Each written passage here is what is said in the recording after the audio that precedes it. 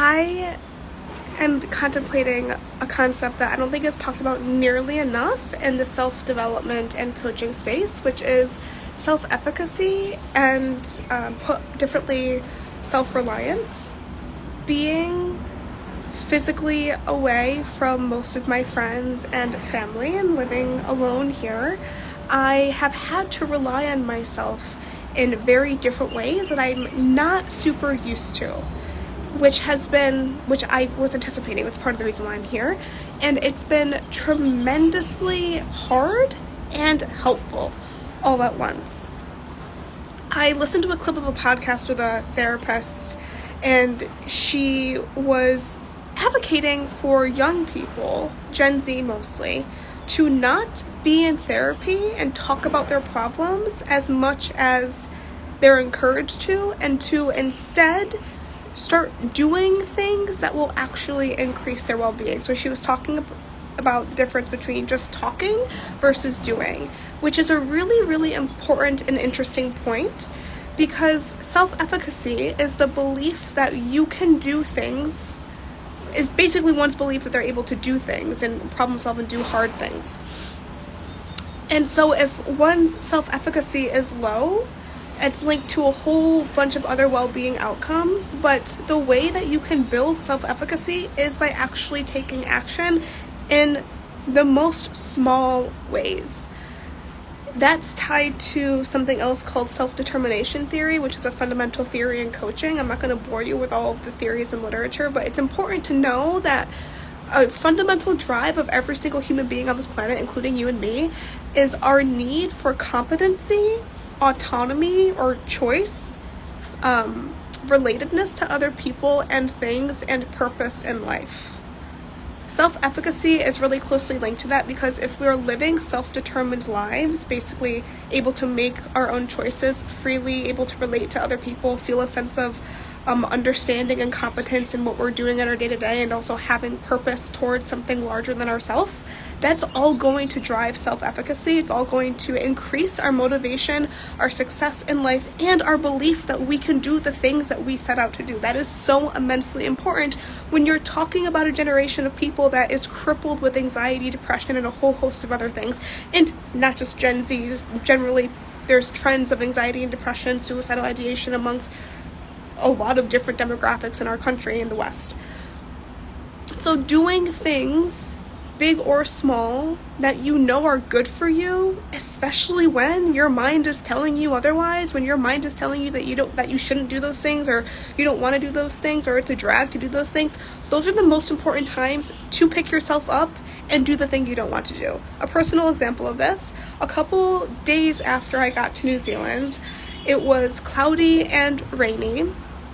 I had been fighting a little something cold thing during my travels, and so I think when I got to my Airbnb, my body was like, oh, you're here now, you can kind of rest and relax. And so I was working through a cold, not feeling super great physically. It was cloudy and rainy here, which was not helpful, and it kind of all hit me like, what did I do?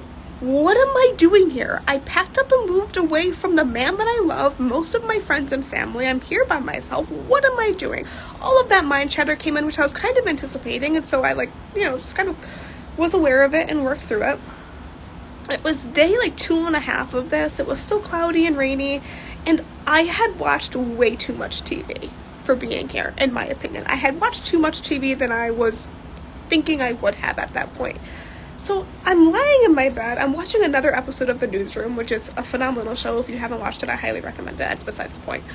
And I looked outside and it was so cloudy and rainy, and I had this huge voice surge in my head of, just go outside. Just get outside of this blessed space. Just go outside and go for a walk. Get wet. You're going to get wet. You're going to come back here. You can shower, whatever. Just do something.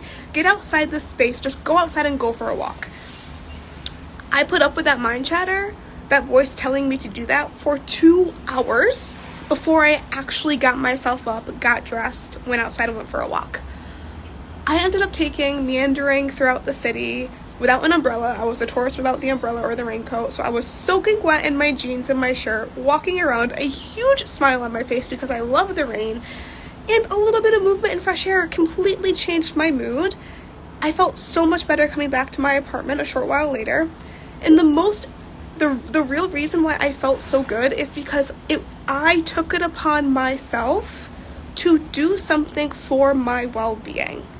In that moment, though it seems arbitrary, it's really not. I increased my self-efficacy because I did something that I knew I could do and didn't want to do, which is really important when there is no one else around but yourself to rely on. If I was home, and been in that mood, I would have probably walked into the office of our apartment, told my husband I was feeling bad, asked for a hug, and then went back to watching TV. But because I am here alone, I had to do something myself to really make a difference. Otherwise, I probably would have been in this spiral of watching TV for the next several days. That was a pivotal moment of my time here. And ever since then, I have been making conscious choices to do things for myself, for my well-being, to support my time here alone. This all seems arbitrary, but let me tell you, we all have been in a situation where we are feeling bad about something. Our mood is low. We're PMSing. Something in our external world has made us feel sad, angry, disappointed, whatever. Curveballs life throw at you. It happens all the time. When we feel bad, and we still do something to help us feel better despite the fact that we don't want to in the moment, it drastically increases our self-efficacy. It tells ourself, our body, our unconscious, hey, I'm still in the driver's seat here. I still have autonomy, competence, and control over how I live my day, how I treat myself, and how I handle these situations. It increases your self-reliance. It increases your relationship with yourself because you're also signaling to your body, hey, I still care for you. And despite the fact that my mind is telling me all of these BS stories that, I'm worthless and I should just lay in bed and this just sucks and everything's terrible and rah, rah, rah, I am doing something about it anyway. I'm overriding the mind chatter and I'm putting something into action that's going to actually nurture my well-being in some way. It's so important. Self-efficacy, this belief that we can do hard things, that we can do things, so important and not talked about nearly as much. So to bring it back to this therapist talking, kind of advocating for more action and less talking, this is a real-time example. And I am a thriving adult woman. I'm not a depressed Gen Z. I don't know how old they are, but it's hard to do when you're not battling depression and anxiety too, which just makes it all the more important to take small action and steps when you can, regardless of your state. I think that's all. All right, catch you later.